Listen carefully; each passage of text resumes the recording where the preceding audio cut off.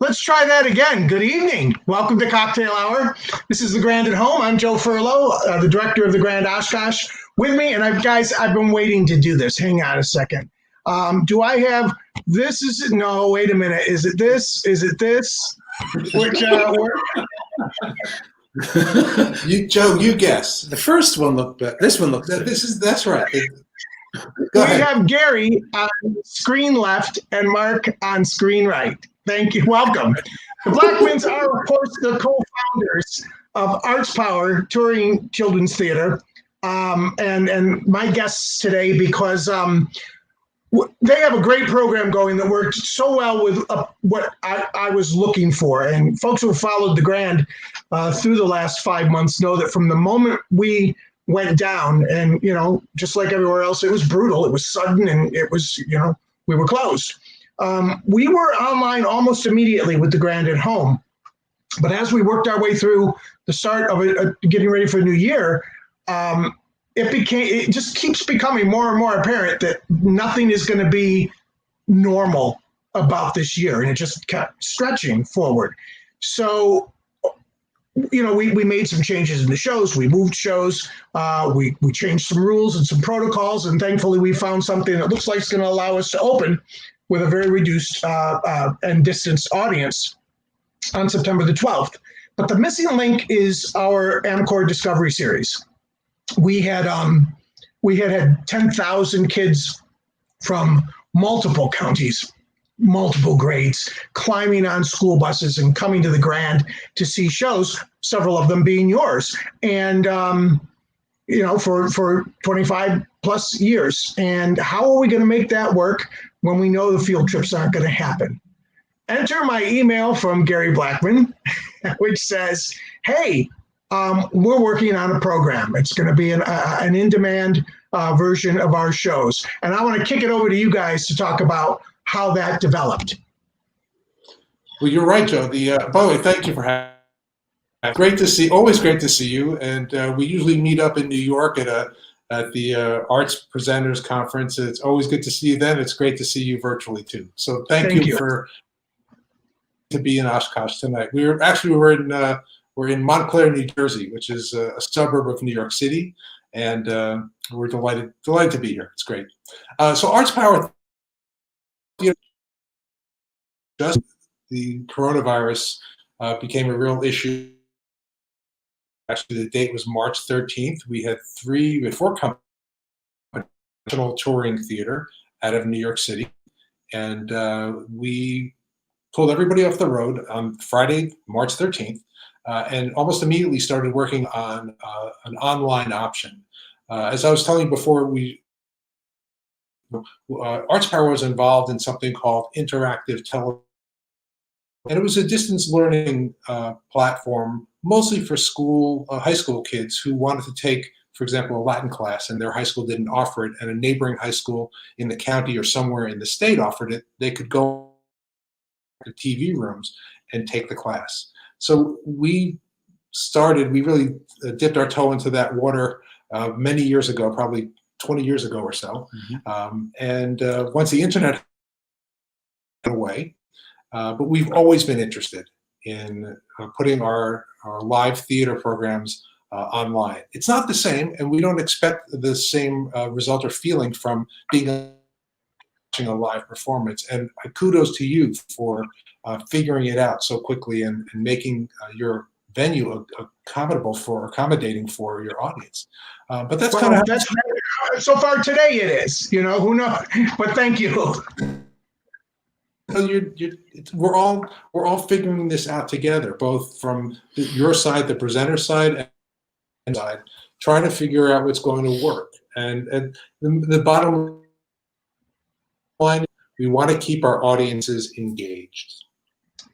Now I'm going to stop for a second because we need to do some doctoring, and we're going to do it right here in front of people, just like live theater. If I told you that the first part of our sound check, when you did the other computer, your sound was great, but when you switch to this device, the sound now cuts in and out. So if you want to do a live, we can do this live and make it happen again. If you want to. What we can do is I can cut to a spot, and you can flip back to the other device while we do it. Sounds great. Sound all right? So we're going to take a moment. I got back-to-back spots of our first two shows. Take about a minute and a half, 2 minutes, and you guys will be on the clock. Okay, great. We'll be ready. All right. See you in a bit. Enjoy the spot. Bye.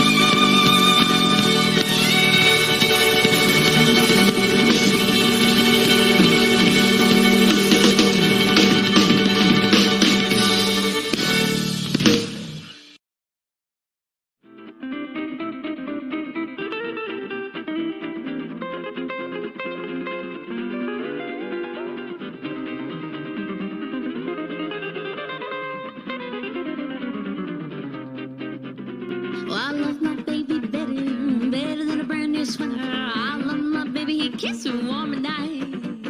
Yes, I love my baby the most. He makes me breakfast toast. I love my baby, he makes me feel alright. Oh, and when I'm feeling blue, I always knows just what to do. I love my baby, hold him very tight. 'Cause I love my baby better than the nice warm weather. I love my baby forever and a night. Yes, I love my baby forever and a night. Oh, I love my baby forever and a night.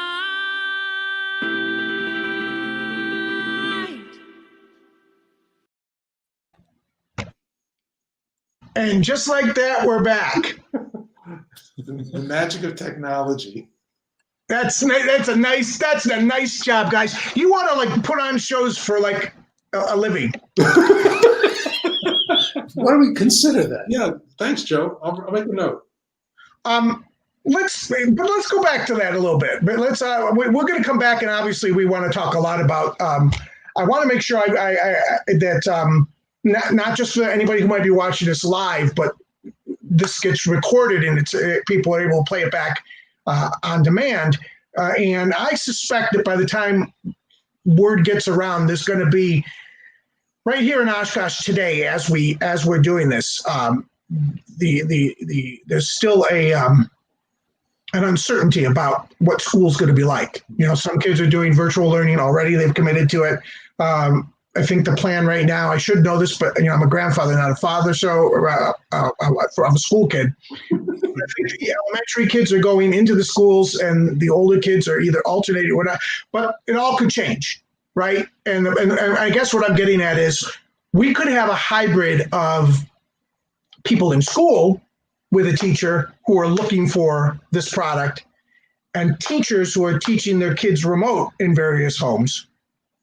And one of the things I liked most about this was that it was going to work, And plus, we have a lot of homeschoolers who take advantage of this. And let's face it, there's also going to be just a lot of bored parents who want a good, wholesome, fun, educational thing for their kids to watch. So we will spend a lot of time on that. First, I want to talk about you guys. You guys, you could be brothers. It's the first time I've ever heard that. I love him like a brother. I do. I still, eventually when I am with the two of you, I sort of can figure it out. But yeah, it's you are identical twins, correct? Right. And Gary, you are the managing director?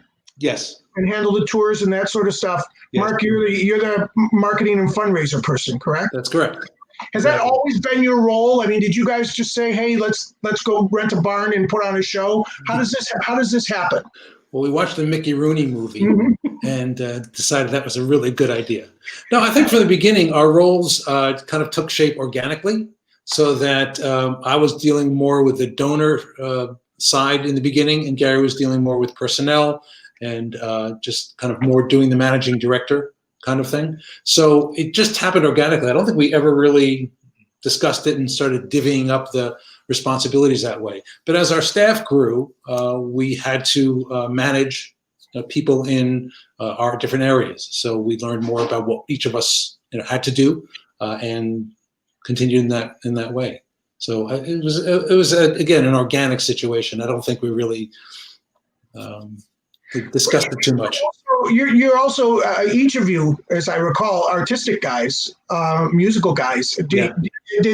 Did you ever, either of you ever have the urge to be involved in that aspect of the creation? Well, we did before we started ArtsPower. Mark and I'm a trumpet player. Mark plays saxophone, flute, and clarinet.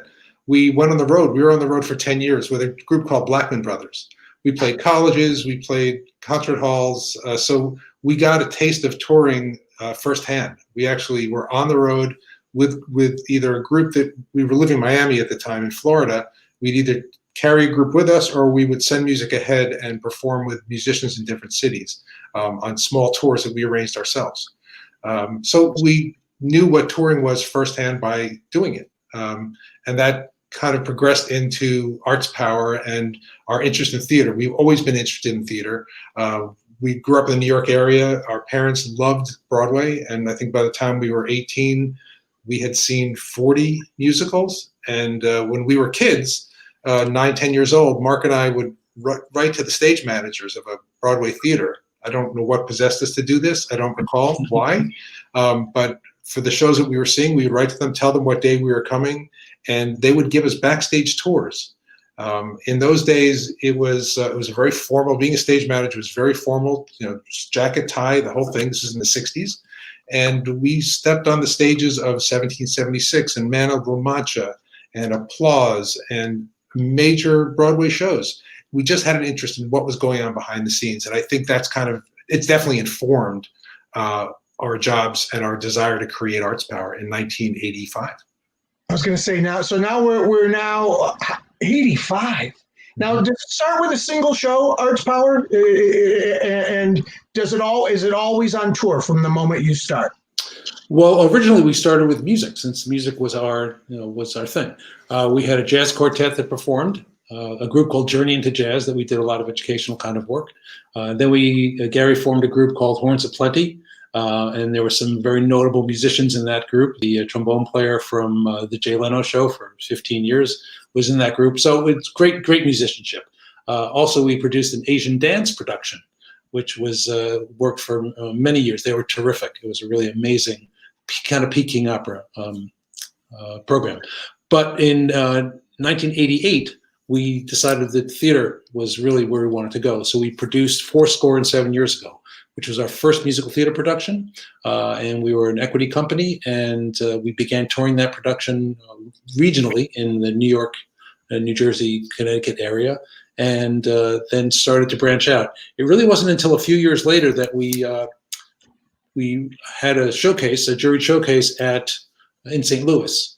In St. Louis. Yeah. And we did a performance there of Anne of Green Gables. And that really changed our company from a regional organization to one that now had a national clientele. And that really changed things for us. So we went from there. In addition to touring theater and being brought in by presenters, we also had our own field trip series. And that was about 20 years in length. We no longer have the series, but we would rent, I think in the last year we did it, we rented 40 theaters in 14 states. So that was a big effort as well. So when a teacher brings her students or his students to see a show and they're sitting there, that for them, that's an hour of exposure, 50 minutes of a show, 10 minutes of a question and answer, maybe a little classroom time along the way. I don't think that people have a sense of, there's two things I want to cover. The first is these guys are going to do this show in a different city the next day, right? I mean, it's two shows in Oshkosh, pack it up, head to Green Bay, right? And that requires a certain type of show. I mean, the show's got to pack and move. You want to talk about stage management, set construction, whatever. Who do you have a creative team that if you've got a title and you're creating the show, you've got someone that says this has got to fit in the trailer or in the back of the truck or in the whatever along the way? Because that's a talent all in itself that goes under recognized. You're absolutely right. The way we create a show, we worked for many years with a terrific writer and director named Greg Gunning. And he's an actor, toured as an actor with theater for young audiences companies. He knew how to create a set that would fit into the cubic measurements, the cubic volume of a maxi van. So from a technical standpoint, you're absolutely right. The set has to both speak on stage and read on stage as a real set, but also has to be easy enough so that 4 actors and a stage manager can transport it in and out of a van onto the stage, set it up. We get to the theater 2 hours before the house opens. Unlike other companies that have truckloads of sets and props and costumes, we do it very economically and efficiently. And the shows are that way too. You're actually the skills of putting a set into a van with 4 actors and a stage manager. It's not that different than crafting a show and knowing what has to be said and what plot points have to be hit and how the characters develop. It sort of uses the same part of your brain to do it. I wrote a play for ArtsPower, our last one actually, the last one that we toured, called Judy, Moody, and Stink. And I adapted the play from 2 books. And I thought about exactly what has to, after producing 34 shows, Mark and I produced 34 of them, crafting and outlining and planning the show. What has to happen? What's the problem? Who's the lead? How are they going to solve the problem? How do you end the show? Those are all things that we've done every single year for the last 3 decades.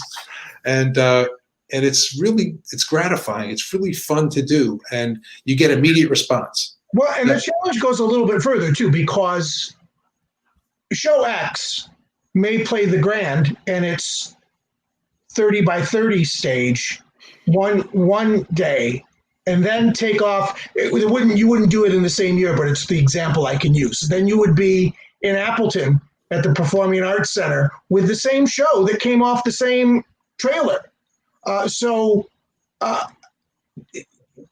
Do you have to gauge? I assume it's your stage manager. You have to gauge the house. You kind of walk in and take a look and go, okay, we have to expand this a little. Is the show expandable when you go into a larger house? Sure. I mean, there are ways that the stage manager can set the stage so it can make it work on pretty much any size stage, whether it's a small venue or a large 2,000-seat house. And that's the advantage of having the kind of sets that we have. But most importantly, not only is the set, of course, we can talk about the set and how it works, and it's pretty inventive and clever because it does a lot of things, and a small number of pieces have to do a lot of things. But it's really a show. Gary and I always say, if we can take 4 actors and sit them on stools and have them read the script, and the show works, everything else is gravy. That right. we can really focus on what the show says, how it says it, and then build around that. But you really need a good structure of a play. And Gary mentioned he wrote Judy, Moody, and Stink. It's a really good play. It's one of our most popular. Last year was the most popular show we toured. I love him like a brother. I'm like a brother. He's selling me already. He just touched me. Stop fighting. So the play works, and once the play works, I had the privilege of working with a set designer in creating what the set should look like and the things that had to go on behind the scenes to make that show work. But really, it's the script, the music, the lyrics. We had a wonderful composer lyricist team, Ben Discant composing and Sammy Horneff writing lyrics. And with Gary, the 3 of them worked together and did a spectacular job in making that show work. So yes, set's great, and the sets are colorful and bright, and they do all kinds of neat things. But that show with 4 stools and 4 actors, and let them read the show. If it works, it's great. Now, many of your shows, if not most, are based on children's literature. It's one of the things I like most about working with you. But almost all of them, if not all of them, are also musical. So these books don't come with music in them. And you just mentioned your talented team. But do you feel like do you all sit in a room and then you're reading through the script and you go, this is screaming for a song? Is that, I mean, does it just kind of... Really, that's pretty much it, Joe. I mean, yes. I mean, you're a musician, so you appreciate the fact that when you read a script, part of being a playwright in a musical is to anticipate and suggest points in the plot where the song should happen. Mm-hmm. And sometimes they work, and sometimes the songs are in the right place and they're at the right moment and talk about the right plot point. And sometimes you get there by accident. For example, there was a scene change in Judy, Moody, and Stink that I just suggested that maybe when the scenes changed, one of the actors comes out and talks to narrates to the audience about what's happening. So we kind of cover the scene change. I suggested maybe we put a song there, and the scene change became one of my favorite songs in the show, just by testing it out and collaborating and going back and forth. And Sammy and Ben, the lyricist and composer, were incredibly collaborative, open to any suggestion, and we all work very, very, very well together. So the answer to your question, yes. When you produce a show, when you produce many shows, you can tell the rhythm of a script. You can tell the rhythm of character arcs and the way plots move and the speed at which they move. We only have an hour, so that gives us a really strong structure to figure out, okay, what song will cover a plot point in a very short amount of time, but also give us the emotional content that we need. The feeling, what's the feeling of that scene and that character? So yeah, it's kind of a great challenge. It's such a fun challenge when you start with a blank page, and then after 26 scripts, so there were 26 drafts of Judy Moody. It took a year. Yeah. But you just have to be patient with it. Like anything else that's worthwhile, if you're patient, stick with it. And even if you hit a snag or a roadblock, if you're working with good people, you'll figure your way out of it.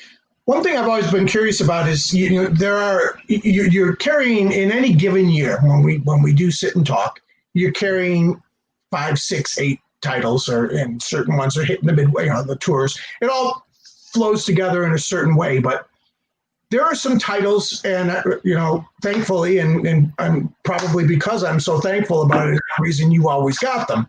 There are titles that stick year to year after year after year after year. And there are some that kind of go away and come back along the way. And I don't want to talk about necessarily what makes it do that, makes you make that call, but how often do you find that you need to be working on something new for when you want to change things up? Is it a constant annual thing for you? It pretty much is an annual thing, yeah. And as Gary mentioned, it takes about a year for us to write the show. So we need to do that research a couple of years in advance and talk to the author or the publisher, whoever owns the rights to the property, work out those details, and then begin work on the show. So that's pretty much an annual situation. But what's really interesting to us is that we have produced a number of shows with titles that people recognize. Anne of Green Gables, Laura Ingalls Wilder, Madeline and the Bad Hat. Those are Harry the Dirty Dog, Are You My Mother? Those are titles that people recognize. But we've also chosen books that we like and that tell a good story and provide a solid message. And those are stories that may not have recognizable titles. But people like you and other presenters will take a risk and say, well, ArtsPower did these other, quote, title shows, and this one may not be as recognizable, but I bet you it's going to be as good. And that's been really important for us and valuable for us, that people are willing to take a risk with a title that may not be as popular, but the show is strong. The artistic elements are there. The pieces of the show itself, set, costumes, props, music, lyrics, and dialogue, they all work. So that's been an annual process for us of finding books that one may have a title or not, but that really tell a good story and provide a message, a strong message, whether it's a values-based message or a character education kind of message. That's really what it's about for us. So in that same vein, and if I sound like I'm lobbying, I might be just a little bit. Does it ever work the other way? Gee, we need something that deals with the topic of bullying. We need something. I've always been waiting for elementary schools, and maybe you've got it, and if you do, tell me, to deal with, there are kids now who are they have ADHD, or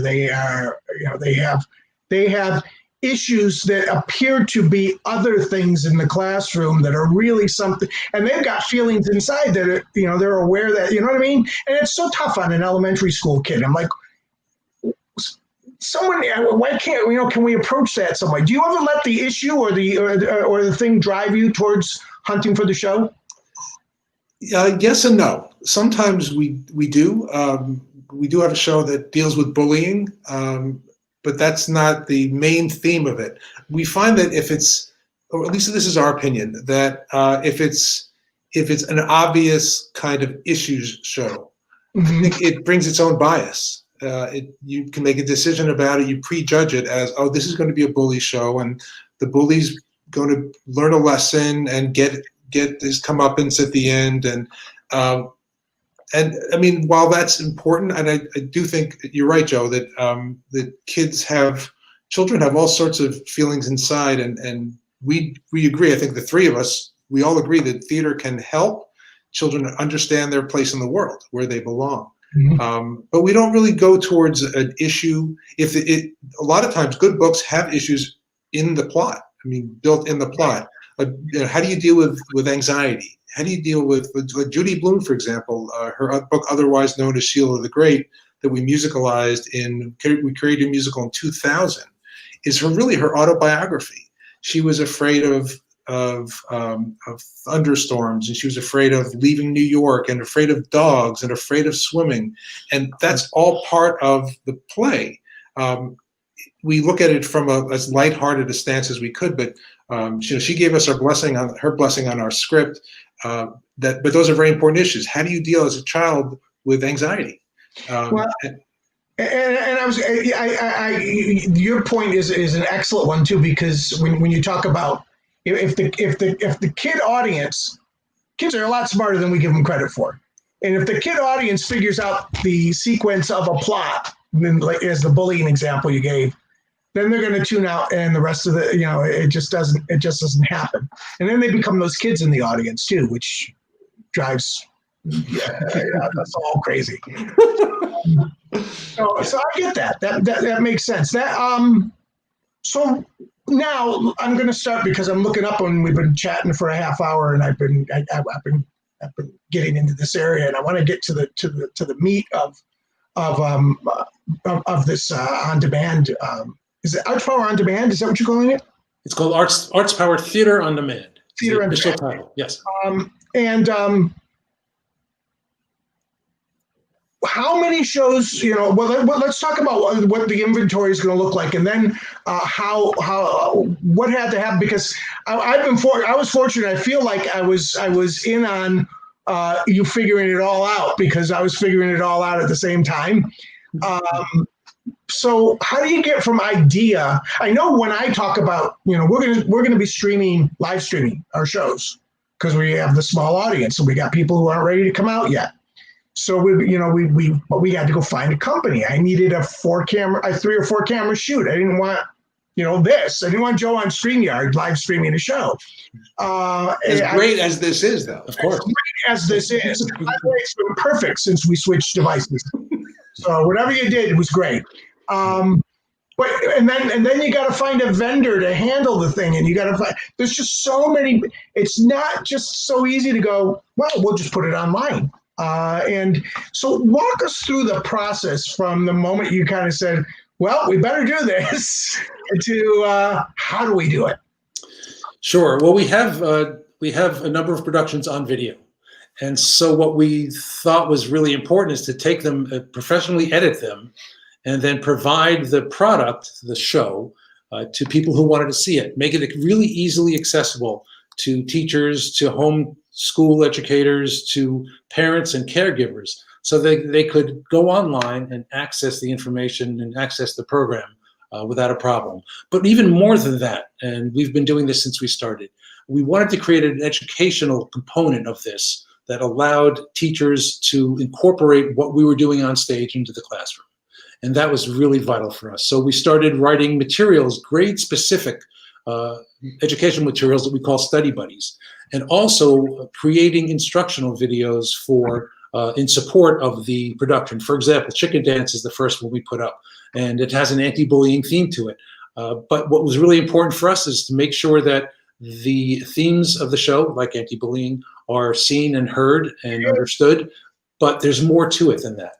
There's dance and song in the music that we wanted the children to learn. So we created instructional videos on how to sing the title song and how to dance the Chicken Dance, which is our own version, and that was important.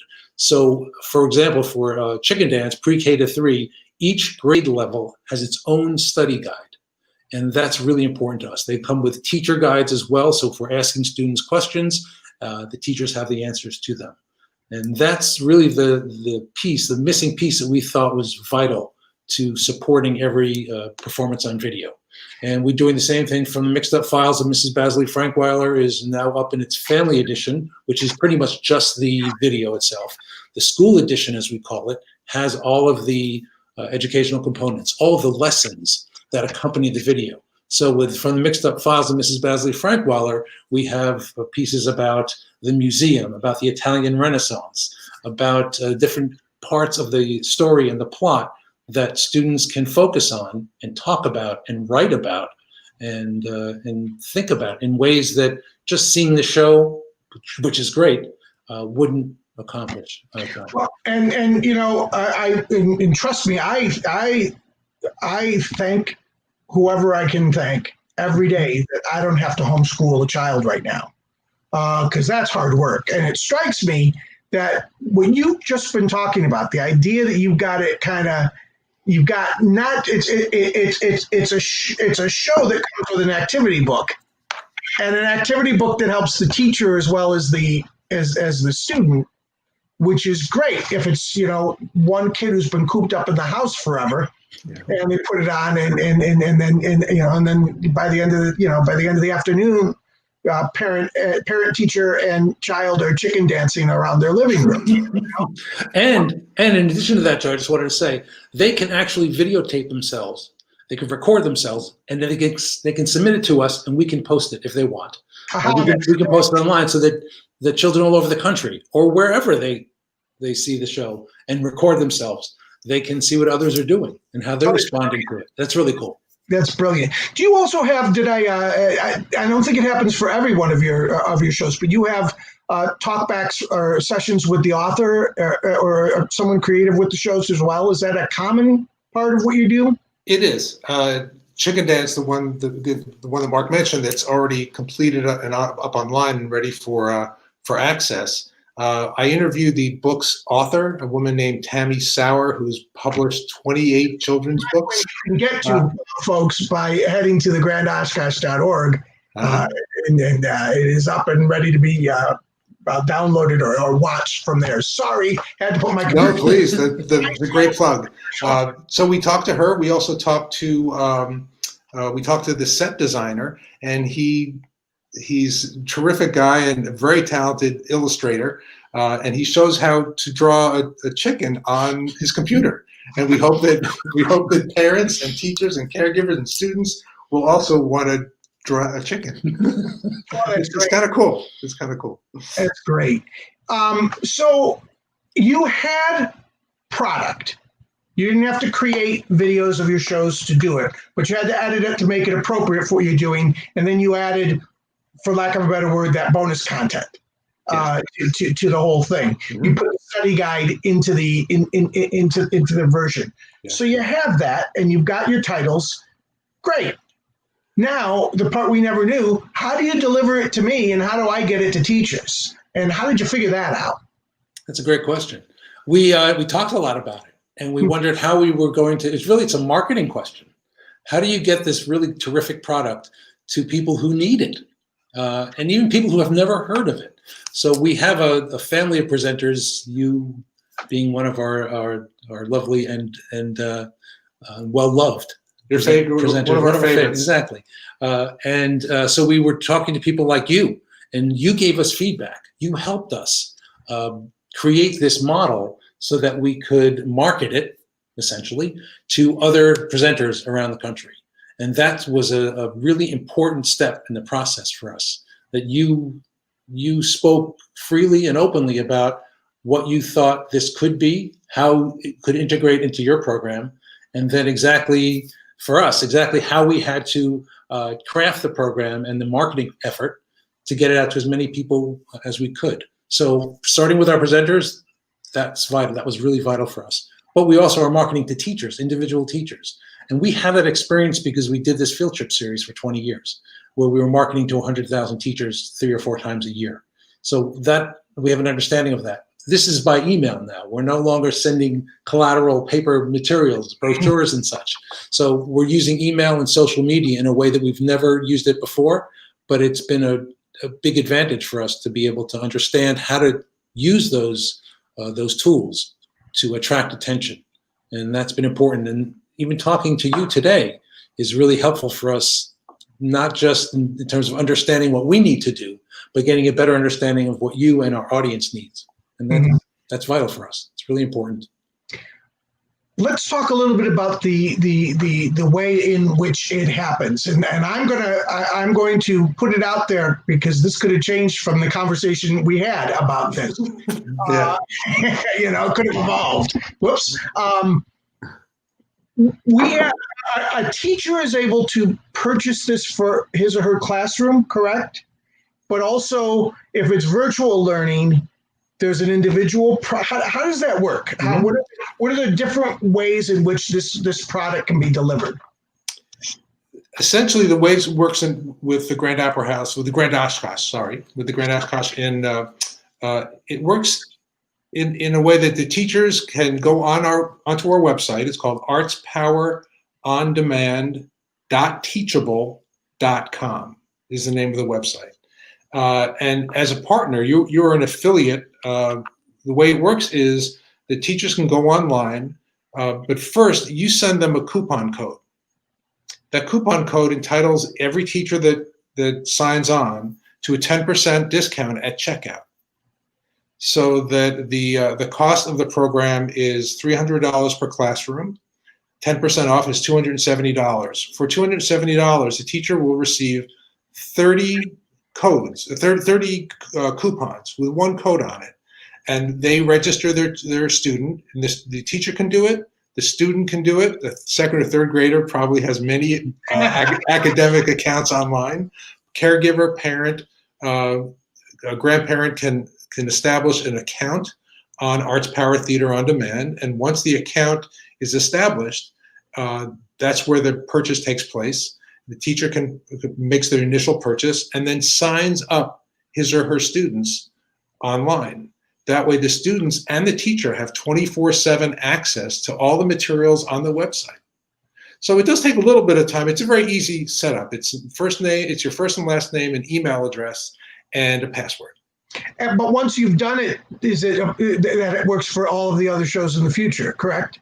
So basically, or do you have to register each time? You have to choose. You don't have to set up an account. Once your account is set up, they call them school. Teachable calls them schools. So there's a Chicken Dance school. There's a Basil E. Frankweiler school. Once you've established your account, it's just a matter of going to that school, the next program, purchasing it, and then your kids are already signed on. So it's a one-step process. But here's kind of the bottom line of this is $270, 30 licenses or 30 accesses, $9, which is only a couple bucks more than coming to see the show at the Grand, and probably less than coming to see the show at the Grand and having a bus to do it. That's correct. And so not only is this convenient at the time of quarantine and virtual learning, it's not more expensive to do this. It's actually very, and my hat's off to you, because I know from my end of things, that's not easy to do. And so thank you, because that was one of my concerns early on. I think it's brilliant. What if we have a teacher who's interested and he or she is like me maybe and just can't quite get through the process? Do you help them do that? We'll help them, of course. Yeah, we'll help them do that, and we'll provide you with that information with our email and phone number, and they can call us, and we'll walk them through the process, because we've learned on the go too. It was a process for us, so we completely understand what our customers are going through. That's kind of the beauty of starting something brand new, is that you have to walk yourself through it many times in order to feel comfortable. And so we bring that comfort level to your customer, and we'll work with them to figure out how to sign on, how to purchase, how to apply the coupon code. It's really no different than other websites, but when people shop on Amazon all the time, they just take it for granted. It's much easier than making an Amazon purchase. It really is. Very little information that needs to be. I like the way you say it's exciting, because I know right now that if someone told me that for the last 10 years of my career, all the rules were going to change, I'd have gone into accounting or something. It's exhilarating. I will say that, and rewarding when it works. And how is this working so far? You've had Chicken Dance up for a month, maybe, or a little longer? It's been a little bit longer, and so far so good. The feedback has been really good, and people are participating. It's great. So my feeling is, and our feeling at the company, is that this will catch on in a way that hopefully will allow us to continue, since we can't do live performances. It'll allow us to continue and to grow this particular effort in a way that we never really envisioned it. We had always talked about presenting our performances on video or online, but I guess we were forced to do so in March. We had a longer timeline planned, but this forced us to do it. And it was definitely a toss in the water method of learning to swim. And for all of us. For everyone. And the truth is, and there's a reason you guys are my favorite company to deal with too when it comes to this, and I appreciate your kind words. But likewise, it is a business of relationships, especially now, and I know I want to work with people I trust, and I assume probably that you do too, because you just it's tough right now to forge new relationships in the midst of crazy changing times. So you gravitate to the ones you have. Now, if someone I thought when I first put this in my head that it sounded like an odd question, but it really is happening, and I've discovered it. One of the cool things about this, and I know when we talked early on, we talked about how far, where can I market it? What's my radius? What's my whatever? Because obviously, when the purchase is associated with the Grand, it benefits us. But also, if I have a family member or a friend who's on a coast for whom this product works, I now can work with my friends all across the country. And say, look, if you do this, but if you do it through me, you're actually helping us get through this as well as helping this great company survive. So, with that said, where's the point where it gets associated with the Grand? Is that because they've gone through our website to get there, and it doesn't happen if they go from the ArtsPower site? Where's the connection happen? The primary connection happens. It does happen through the Teachable site, but you're really the partner in letting your audiences know how they can access the site. So you're really our representative on the ground. And then again, if they run into issues with any kind of concerns or questions or login issues, they can call ArtsPower's office in New Jersey. But that's essentially how it works: is that you know your audience much better than we do. You know their needs, you know the school system, you know the superintendents, and that's to our benefit as well as yours. So it's a new partnership, and we're forging a new way and discovering how this is going to work. But essentially, you will be the person who introduces ArtsPower to your audiences in a way that they may not have considered in the past. Well, it's brilliant because, when you're struggling with survival every day, it's nice that you can also struggle with mission. Right. And it's almost a relief to go, wow, we can still accomplish this. We have people who support this series and the educational initiatives, and it's nice for them to see that we're going to find a way to get arts education into the kids' living rooms if we have to. Right. The other thing that's really cool, and cool enough to say again, because I didn't quite catch it early on, is once they get access to a title, they have that access for a year. Right. And you had mentioned that the cost of it for at your theater to go and to be bussed and such. Right. But if you pay the states the $9, you break it down to $9 per student, right, that they have 24/7 access. And we've already heard stories of students that will watch the show over and over and over again because they find it engaging and fun and something they want to do on a daily basis. That's fine by us. I think that's wonderful. If students can find something in the show that speaks to them, that hits them in a way that they want to watch it over and over again, they have that privilege. Now, if they went to the theater, they'd see it once, like we used to do when we were kids. We go to Radio City and we watch this movie and get the stage show, and then that would be the end of it. We couldn't watch it again. Now, of course, we can watch it online and video and such. But that's the difference in this program. They can see it and also use these study materials as often as they want, which is great. Well, it seems kind of cool. It's kind of like when you watch your favorite show and then you go back and watch it and you see something new. I'm sure that's what these kids are experiencing, especially if they watch it and then go through the study materials or listen to one of the creatives talk about it and then go back and watch it again. I guess they're going to find that time to do that. So What do you think happens? I mean, I don't think it's soon. I wish I did, but I'm a pragmatic Sicilian. Are there any other kinds? When we do get back to touring, do you think this will be something you continue in order to reach people who can't find you in the school in the art centers? I do. I do. I think we don't have a crystal ball. I can't predict the future, but I really think that the quality of the art will improve, the technology will improve, and for all the reasons we talked about. That is connections with teachers and students, and ability to watch it over again, and getting to meet people behind the scenes and hear what the author has to say. That's amazing material. Can you imagine if Broadway shows allowed you to do that? I mean, before you saw a Broadway show, these days you can go online, you can watch some clips, you can see all of Hamilton before you see the show. Right. Jazz at Lincoln Center has programming almost every night of the week, or they did before COVID. Mm-hmm.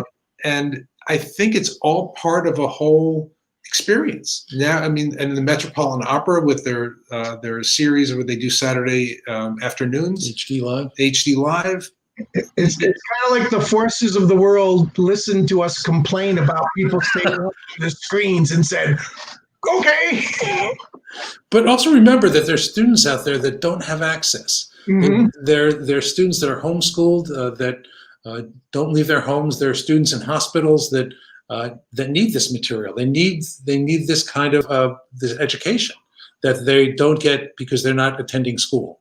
So there are lots of students out there that can benefit, and those students, we haven't been able to serve them because if they can't get to us live wherever we are around the country, they don't benefit. So this gives us a whole new opportunity to find those students, and we will find them, and hopefully they'll find us as well. And we can provide this because there's not just the teacher buying licenses for a class, but there's an opportunity for homeschool parents and teachers and people who are doing virtual education, right? Virtual learning this year, especially. There's a way for them to access as individuals as well.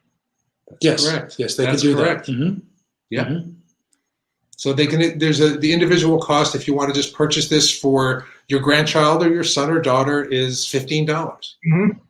And you don't you don't get all of the educational material, but you get the show, you get some interviews, you get some other materials as well. So you get the bonus stuff with the individual purchase. So Mm-hmm. It's always extra. I mean, that's kind of what we're shooting for, is that it's not just about the show anymore.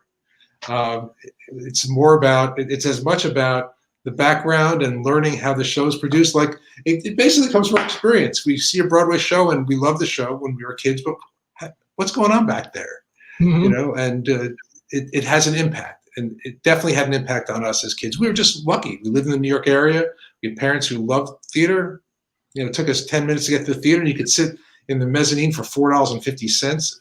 I'm old. He's not. Is he the younger? Yes, he is younger, actually. Mm-hmm. Yeah. 6 years. Her mom was in labor for 6 years. Uh-oh. I'm sorry. My Siri decided that it was listening to me all of a sudden. That's I scary. tossed his phone away. Talking. That's a first. Good. You guys got a first out of me. We're very honored. We're privileged. Tell me, just so you know, as we climb down to the bottom of the hour, I mean, how this has been. I mean, we're all thrilled, all of us, with the positives of what we're coming through, and I struggle with this all the time because I'm out fundraising right now for my life too. And you want to say, yeah, we're going to be open. Yeah, we're keeping our programming going. Yeah, but it's a struggle. And, it's a little scary. I say it's like a roller coaster without belts. And how is ArtsPower doing? Because in a normal situation, you have a company that's employed, who I assume is not right now. Right. I think like every nonprofit who's doing what we're doing, in any theater, we're all in the same boat. So I think what we're looking to do is to capitalize on what we have and be able to market it and make it accessible to as many people as possible. That's really the bottom line. Fundraising, of course. This is a time when people understand you don't really need to explain yourself. They pretty much understand where you are, where you stand. So I think we're all trying to do the same things and trying to keep alive what for all of us is a passion. We've been doing this for 35 years, and we don't want to stop at this point. This is not how we want. This is not the ending we wanted to see. No, that's not the way. Yeah, I agree with you about that.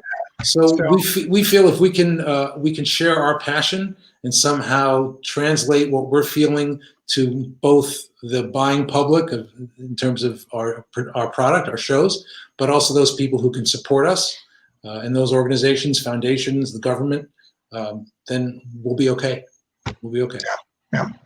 Well, thank you guys for taking a night and spending an hour with me. I didn't do much cocktailing during this cocktail hour, but I had a great time. I want to remind people that they can find information for being involved. We will connect them with the content through our website, thegrandoshkosh.org.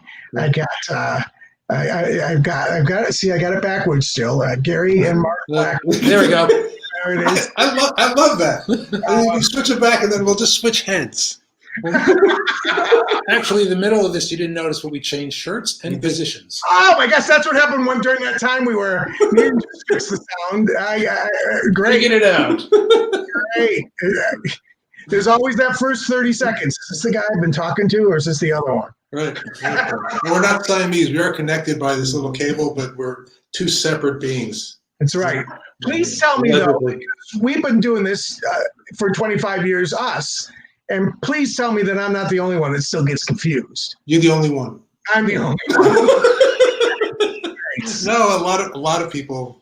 Family, friends, neighbors. You know, we live down the street from each other, which wasn't for the last 25 years. And some people see me going down the street with my wife. And, I'll come back with Gary's wife because my wife decided to keep walking. And, so I've had some questions. It's good. It keeps the neighborhood buzzing. Listen, guys, stay healthy. Thanks so much for spending time with me at the Grand at Home on Cocktail Hour. And I'm looking forward to when we can connect again soon. Thanks, Joe. Great to be with you tonight. Bye. Bye.